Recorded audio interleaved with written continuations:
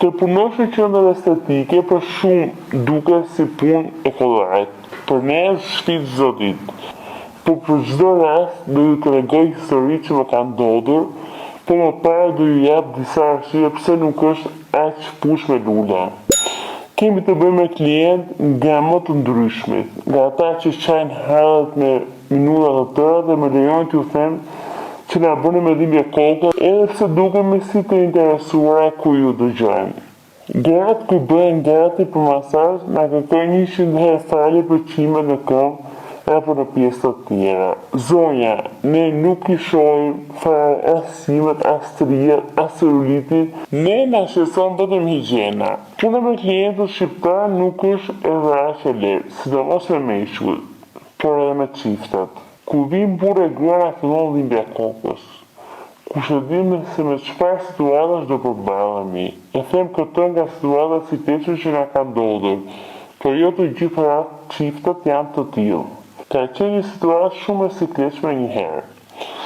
Zakonisht kur vin çift, jemi dy vajza që merremi me to. Në dhoma që i kemi me 2 krevat të përshtatur për çifte. E thash në fillim që na zë dhimbja e kokës. Me çifte zakonisht ndodh që gruaja ose dashura bëhet xheloze për burrin kur njëra nga ne vazhdon punën me masazhin.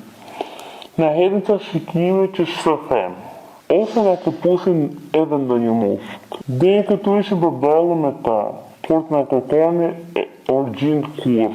Dhe ky ishte rasti i një çifti që do thash. Ata ishin si të thuash klientë të rregullt te klinika jonë.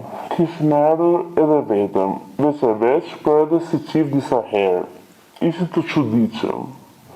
Se gjatë kohës që bëni masazh kur ishim bashkë, bëni biseda të tipit po të pëlqen, si po të duket dora sot, uç se ndose ndonjë çik, po edhe komentet që na vinin në siklet të tipit po mbrëm, sa mirë ishe, sa mirë erdha. E shumë të tjerë që ishin me kode për të kuptoj që flisi për gjëra intime. Por për sa kohë nuk na drejtoheshin neve ishin okej. Domethënë ishim në siklet që dëgjonim, shikonim, por me ne s'kishte punë. Ne vazhdonim masazhin. Derisa një ditë ndodhi hapëria.